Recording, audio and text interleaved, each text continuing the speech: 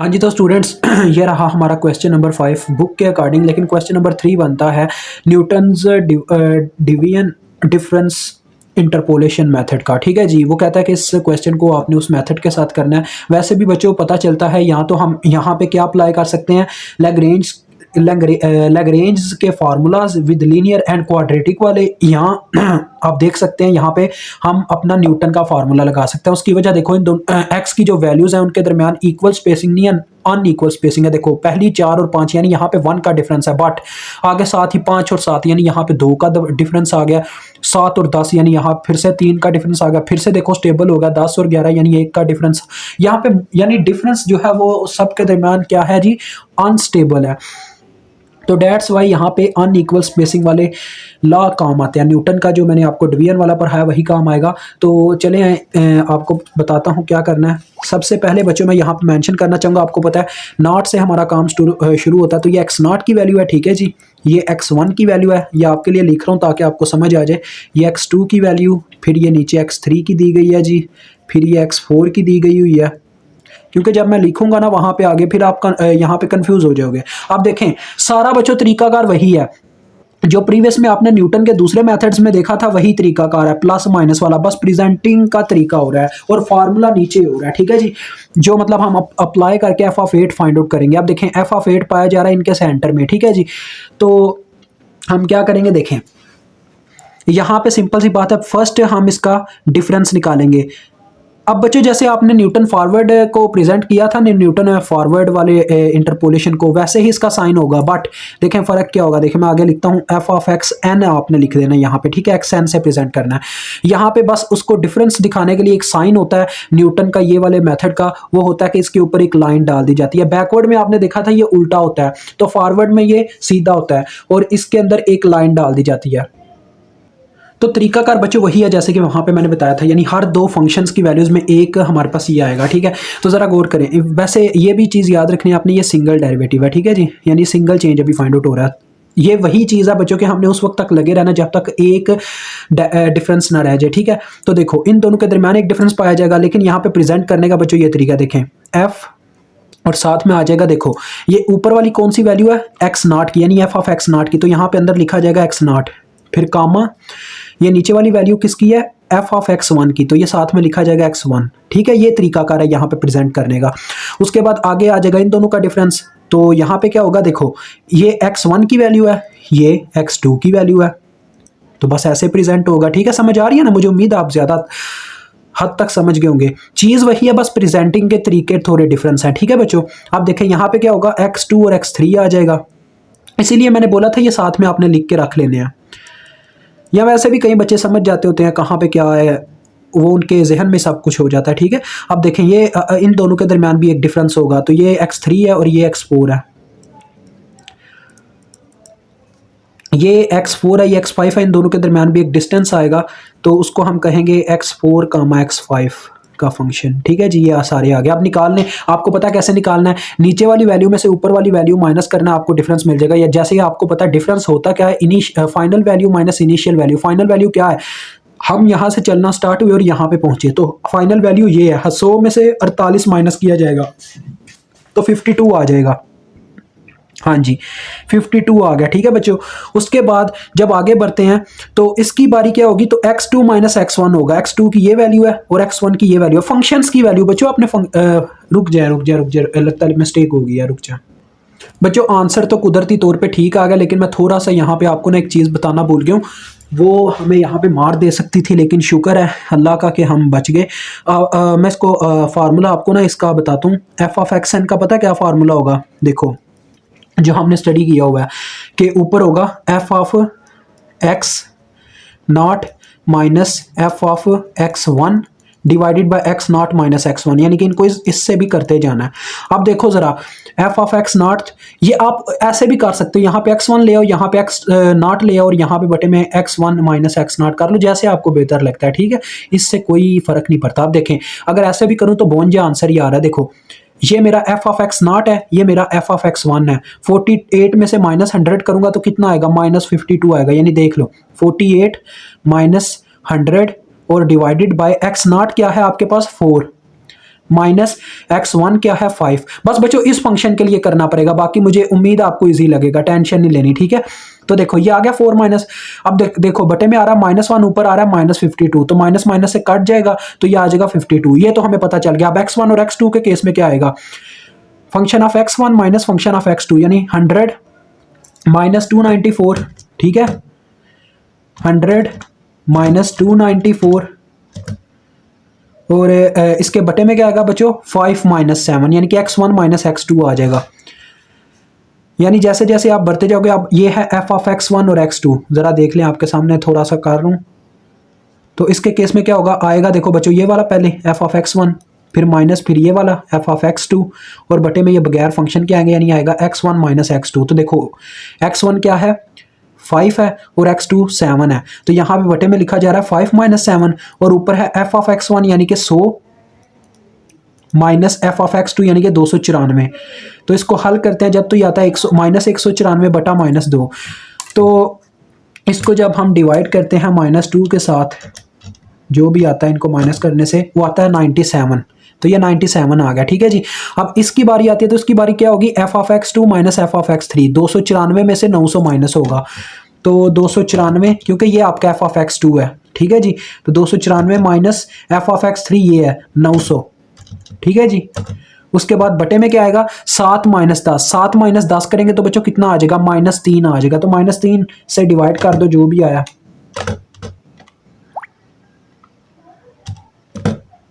तो ये मुझे दे रहा है 202, ठीक है। अब इसकी जब बारी आती है x3 और x4 की, इसके फार्मूले में फिर क्या आ जाएगा, f of x3 minus f of x4 divided by x3 minus x4, यानी कि इसमें से ये पहले माइनस होगा और बटे में इससे डिवाइड किया जाएगा। देखो 900 में से 1210 माइनस कर दो, 900 माइनस 1210,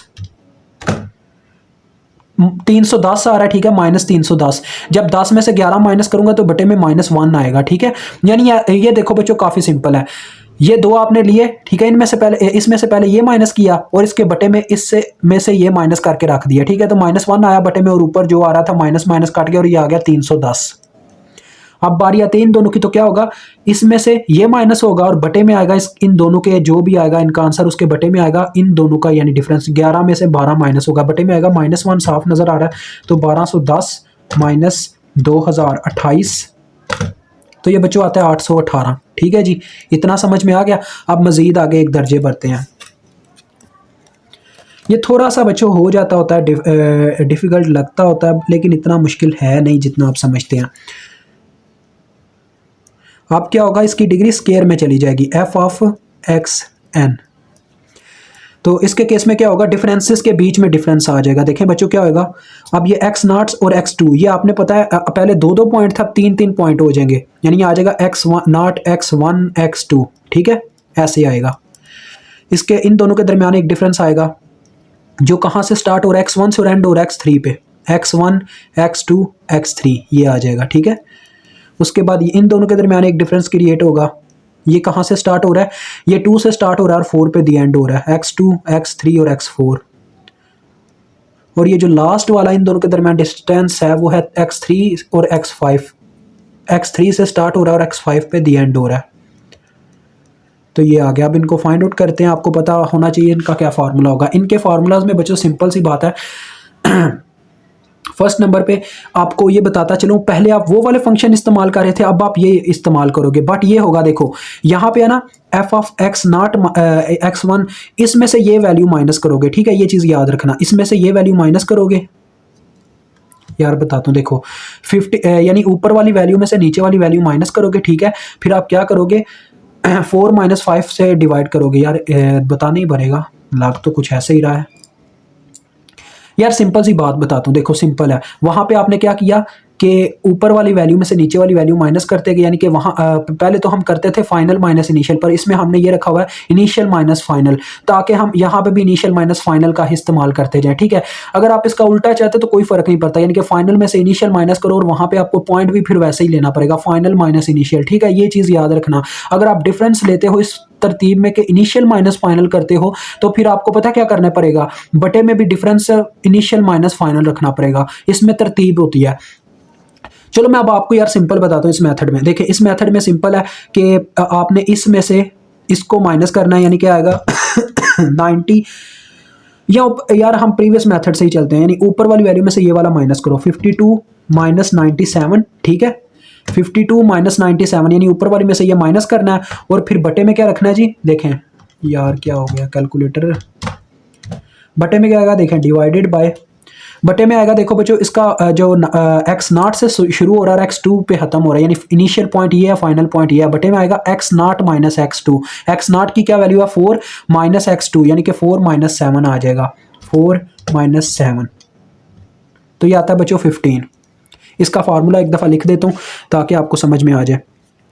बच्चों ये होता है formula f of x naught, यहाँ पे नहीं था लिखना चाहिए, x1 x2 is equal to, बच्चों सिंपल है कि दो तरह के फार्मूले इसके बना सकते हैं। देखें एफ ऑफ एक्स नाट, पहले ये दोनों का आ जाएगा, यानी कि अगर इस साइड पे 3 होता है तो इस साइड पे 2 का फंक्शन आता होता है, x1 सेंटर में माइनस, और फिर आता है एफ ऑफ, देखें ये दोनों हो गए, फिर ये दोनों होते हैं एफ ऑफ x1 और x2, ठीक है, ऐसे होता है।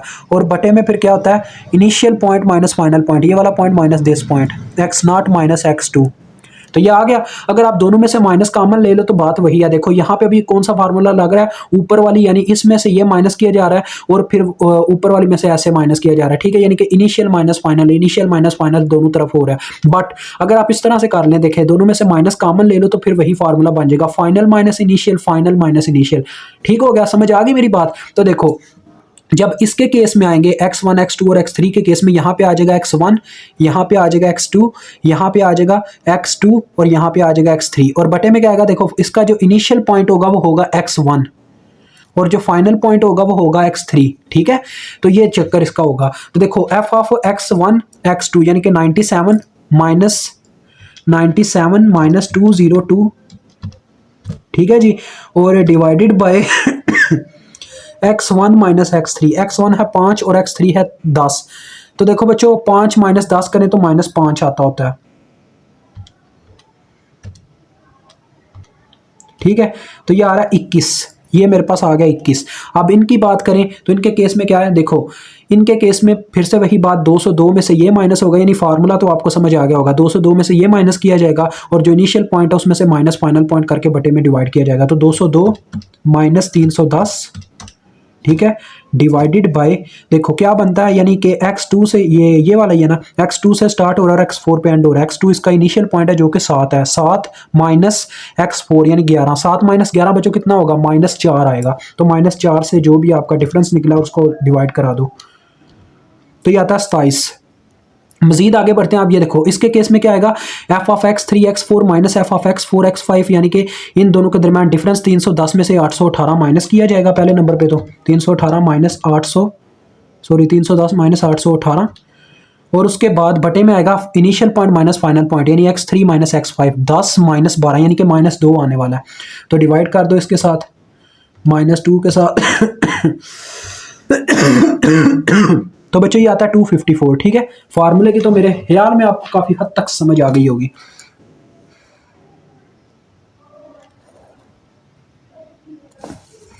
अब बच्चों क्या आएगा, अब यहाँ पे डेल्टा की डिग्री क्यूब हो जाएगी, delta cube f of x N,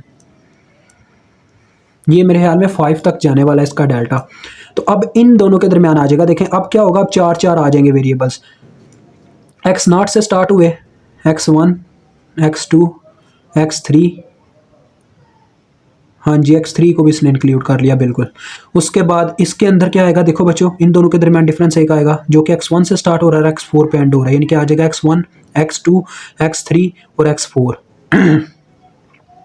उसके बाद इन दोनों के दरमियान एक डिफरेंस आएगा, तो क्या आएगा, एफ ऑफ x3 सॉरी ये स्टार्ट कहाँ पे हो रहा है, 2 से हो रहा है, x2 x3 x4 और x5।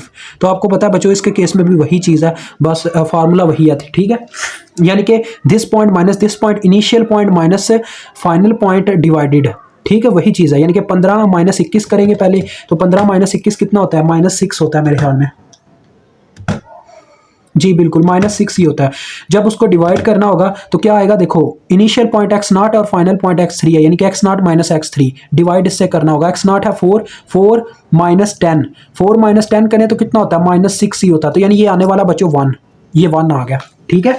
उसके बाद इसकी फॉर्म में क्या होगा, पहले इसमें से ये माइनस किया जाएगा, 21 माइनस 27 करें तो कितना होता है बच्चों, 21 माइनस 27 करें तो हमें मिलता होता है -6, ये भी -6 मिला। अब x1 में से x4 माइनस करना है, तो ये इसका इनिशियल पॉइंट है ना x1 और फाइनल पॉइंट 4 है, तो इससे डिवाइड करना -6 को, क्या आता है x1 माइनस x4 करने से 5 माइनस 11 यही बनेगा ना, तो ये आता है, ये बटे में भी -6 आ रहा है, ये भी बच्चों 1 आ जाता है, ठीक है, यानी कि -6 और -6। उसके बाद इसकी बारी करूं तो 27 माइनस 254, 27 माइनस 254, तो चेक करते हैं इसका क्या आता है जी। 27 माइनस 254 हो गया, तो क्या होगा जी, क्या हो गया, 27 माइनस 254, ठीक है, -227। x2 इसका इनिशियल पॉइंट है और x5 इसका फाइनल पॉइंट है। x2 की वैल्यू है 7 और x5 की वैल्यू है 12, तो आएगा 7 माइनस 12। तो देखो बच्चों 7 माइनस 12 करें तो 5 आता होता है, -5, तो इसको -5 से जब डिवाइड किया जाता है तो ये हमें आता है आंसर में 45.4, ठीक है जी, ये आ गया इसका। अब एक कदम और आगे चलेंगे, अब यहाँ पे नीचे करता हूँ यार, ये तो जगह कम पड़ गई है काफ़ी, मैं यार यहाँ पे थोड़ी सी जगह ले लेता हूँ बच्चों। देखो आगे क्या होने वाला है, अब आ जाएगा यहाँ पे डेल्टा 4 f ऑफ xn, तो इसके केस में क्या होगा, अब इन दोनों को मिला लिया जाएगा, इन दोनों के दरमियान एक डिफरेंस क्रिएट होगा जिसे x0 से शुरू किया जाएगा और x5 तक लेके जाया जाएगा,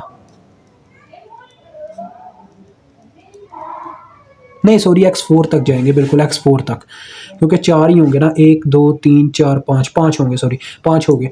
अब देखो ये क्या होगा बच्चों, देखो 1 1 माइनस 1 यानी ये तो 0 आने वाला है, बटे में कुछ भी हो तो कोई फर्क नहीं पड़ता, 0 ही आ जाएगा डायरेक्ट ये, ठीक है, तो ये तो आपको 0 मिल गया।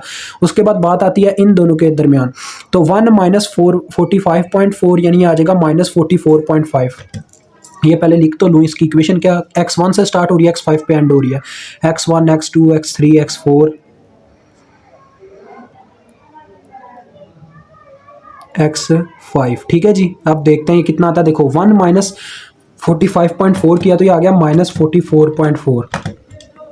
उसके बाद ये स्टार्ट हो रहा है x1 पे और एंड कर रहा है x5 पे, यानी आ जाएगा x1 माइनस x5, तो x1 की क्या वैल्यू है 5, x5 की वैल्यू है 12, यानी कि 5 माइनस 12 करें तो कितना आता है, 7 आता है, -7 आ जाएगा ये, तो इसको डिवाइड करवा देंगे बच्चों हम -7 से, तो ये हमें दे रहा है 6.34, ठीक है जी, ये भी आ गया। अब नेक्स्ट इसका लास्ट है, वो होगा डेल्टा की पावर 5 f ऑफ xn, तो आपको पता है इन दोनों ने इकट्ठे हो जाना, अब इनके दरमियान जो डिफरेंस आना है वो होगा बच्चों, देखो x0 से स्टार्ट करेगा, सो ऑन ये x5 तक जाएगा, ठीक है, तो इसका आंसर देखें साफ साफ नजर आ रहा है, 0 माइनस 6.34 करेंगे, ठीक है, और फिर x0 में से x5 से डिवाइड करेंगे, देखिए 4 माइनस 12 करेंगे तो -8, यानी कि इसको -8 से डिवाइड करना, -6.34 को,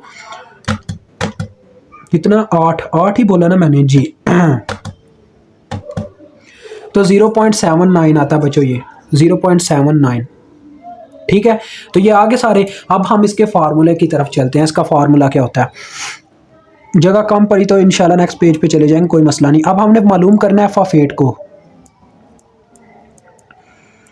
f of 8 is equal to तो देखो बच्चों इसका फार्मूला क्या होता है, हमारे पास इसका फार्मूला स्टार्ट होता है f ऑफ x0, ठीक है जी, प्लस यहाँ से आपने ये फार्मूला याद कर लेना है जो मैं आपके सामने लिख रहा हूँ, f ऑफ x0, इसके बाद पता क्या आता है, इसके बाद आता है x माइनस x0, पहले ये 0 था, ठीक है जी, पहले ये टर्म में ये साथ में मल्टीप्लाई नहीं होता, अब ये x माइनस x0 आएगा, फिर आएगा x माइनस x0 और साथ में x माइनस x1, यानी जब एक कदम इससे आगे जाएंगे तो इनटू आ जाएगा f ऑफ x0 था पहले, अब आएगा f ऑफ x0 और x1, यानी कि ये एक डिग्री साथ में आ गई है, ठीक है।